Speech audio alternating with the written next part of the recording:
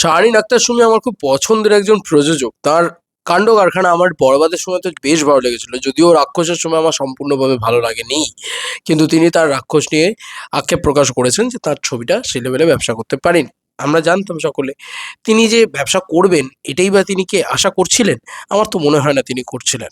করলে সেটা ভুল করছিলেন, ভুল আশা করছিলেন। কেন বলছি? কারণ উনি তো জানতেন যে মেগাস্টার ছাড়া বাংলাদেশে ওই লেভেলের কালেকশন কারোর দ্বারা হয় না। তো ইতিমধ্যে দাঁড়িয়ে যে খবরটা তোমাদেরকে দেবো, সে হচ্ছে শাহরিন আক্তার সুমি তিনি কিন্তু নিজে মুখে কিছু স্টেটমেন্ট রেখেছেন।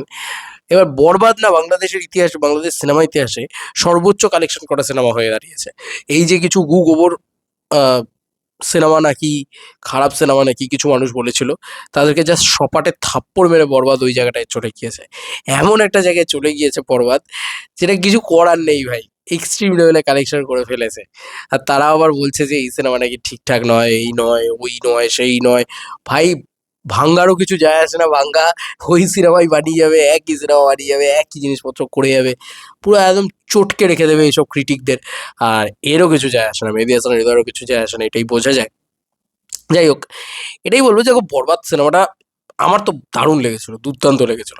সোল ছিল সিনেমার ভিতরে, গল্প ছিল ভালো, ডায়লগ ছিল ভালো। মানে সর্বকালের সেরা সেরা বাংলা কমার্শিয়াল সিনেমা বলা চলে। সব কিছু ছিল, সব কিছু দুর্দান্তভাবে ছিল। তো যাই হোক, বরবাদ এর রেকর্ড কি করে ভাঙা হবে, বা সামনের ঈদে মেগাস্টার মানে সাইন করবেন কিনা বা দেবেন কিনা, আহ, কি বলবো, শিডিউল, সেটাই এখনো ঠিক নয়। তো মানে ঠিক নয় মানে কি, এরা এরা যে শিডিউল পাবে সেটা ঠিক নয়। অনেকেই বলেন হয়তো যে শাকিব খান নাকি 2028 সাল অব্দি লক করে বসে আছেন নিজেকে, কে কি কোন সময় প্রজেক্ট করবেন। আমরা বলেছি যে সোলজার তিনি শ্যুট করবেন, সোলজার না হয় ঠিক আছে, সেটা তার প্রজেক্ট, এবং সোলজার হয়তো এই বছরই রিলিজও করে যাবে। আমি জানি না কি করবে সোলজার, ছবিটা তো মানে গত বছর থেকে চলছে আর কি, জিনিসপত্র। যাই হোক, তো ইতিমধ্যে যেটা সব থেকে বড় কথা, সেটা হচ্ছে স্বয়ং শাহরিন আক্তার সুমি তিনি কি বলছেন আমরা একটু শুনবো। থ্যাংক ইউ বাংলাদেশ আমাকে এগুলো পাঠানোর জন্য, বাংলাদেশের মানুষজনের আমাকে এগুলো পাঠানোর জন্য। এবারে শুনি, হ্যাঁ। ইনশাআল্লাহ আশা আছে। দেখি, আপনাদেরকে জানাবো। বরবাদের রেকর্ড তো কেউ ভাঙতে পারতেছে না। বরবাদের রেকর্ড আমরা নিজেরাই ভাঙতে পারবো কিনা আমরা জানি না। আসলে ভাঙাটা একটু কষ্ট। বাট কেউ না কেউ তো অবশ্যই আসবে ভাঙার জন্য। সবসময় বলি যে বরবাদের রেকর্ড যদি কেউ ভাঙতে পারে, তা বরবাদের প্রযোজকটা আবার শাকিব খানকে নিয়ে সোনিয়া বাবানায় সেটা আমরা চেষ্টা করছি। দেখি সামনে কি হয়। পাকিস্তানি নায়িকা নেবেন, কেন আমাদের দেশে কি নায়িকার অভাব? আমাদের দেশে তো নায়িকা আছে। দেখি কি হয়। অভাব নাই, কিন্তু নতুন নতুন সব দেশের সাথে একদম দেশে একটা ফিল্ম বানাতে চাই। দেখি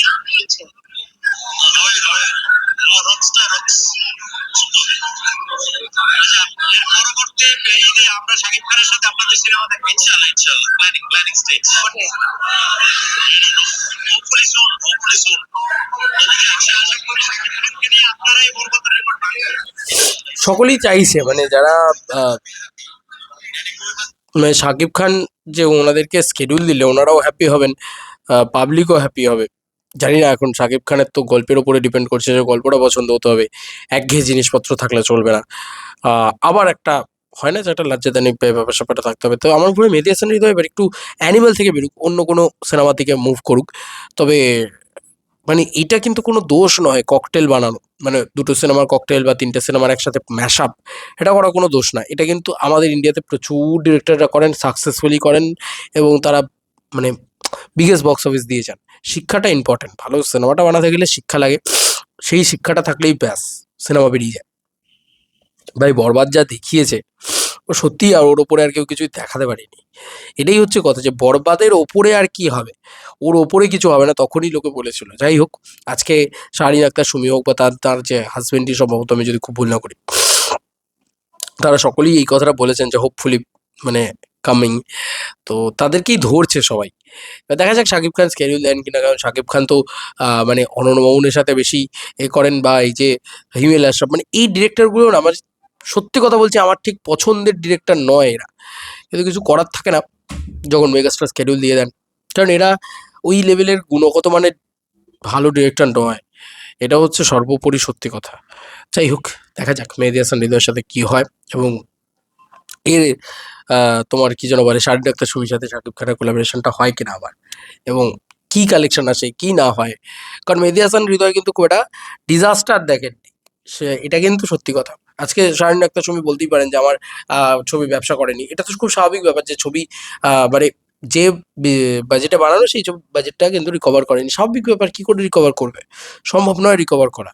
কারণ সিয়াম আর সাকিব দুজনে তো এক নয়, সাকিব খান ওটা বাংলাদেশের ওজি মেগাস্টার, শাকিব খানের সাথে কারো তুলনা কি সত্যিই হয়? হয় না তো, আমার তো তাই মনে হয়। তোমাদের আর কি মতামত এই ভিডিওটাকে নিয়ে জানিও কমেন্ট সেকশনে। চলো বন্ধুরা, নতুন কোনো ভিডিওতে দেখা হবে, বাই।